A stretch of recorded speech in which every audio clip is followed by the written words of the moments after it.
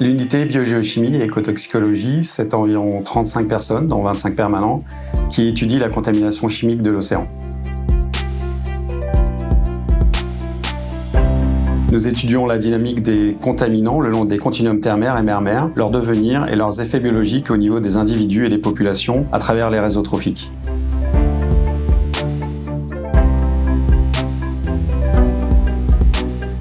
Nous prélevons ainsi divers échantillons marins pour réaliser des analyses chimiques et écotoxicologiques et comprendre les interactions entre les contaminants et les organismes vivants. L'unité coordonne au niveau national le réseau d'observation de la contamination chimique et les échantillons collectés sont bancarisés et nous permettent de réaliser des études rétrospectives, notamment sur des contaminants d'intérêt émergent.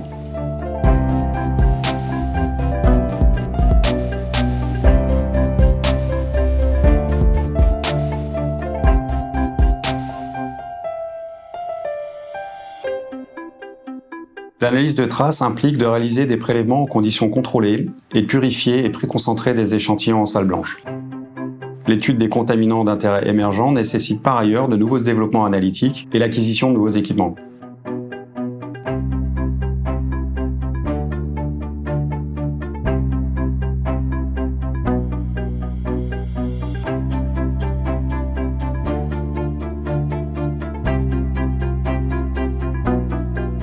Les compétences de l'unité sont également mobilisées pour des expertises lorsque des opérations ou des ouvrages maritimes risquent d'impacter la qualité chimique de l'environnement marin.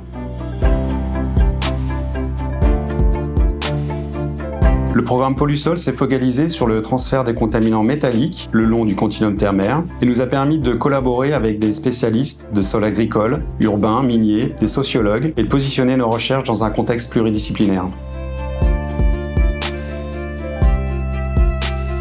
Depuis environ 10 ans, le projet VAPOP cherche à détecter la présence de contaminants organiques d'intérêt émergent dans des mollusques filtreurs sur une vingtaine de sites du littoral métropolitain. Cette étude nous permet d'établir l'évolution temporelle des concentrations et de mettre en évidence la réponse du milieu lorsque certaines molécules sont réglementées et remplacées par de nouvelles substances. Le projet Toucan s'est intéressé au cuivre, pour lequel on voit actuellement une tendance à la hausse sur certains sites. Il a permis d'étudier le transfert trophique de ce métal entre un producteur primaire, le phytoplancton marin, et un consommateur primaire, le naissain d'huîtres creuses. Nous avons également évalué les effets toxiques sur les deux types d'organismes.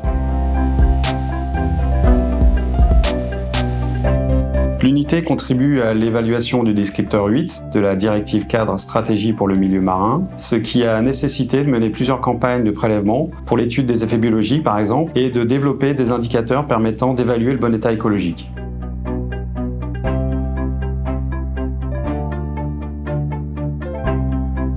Notre travail contribue donc à caractériser l'exposome chimique pour évaluer, préserver et restaurer la santé des écosystèmes marins.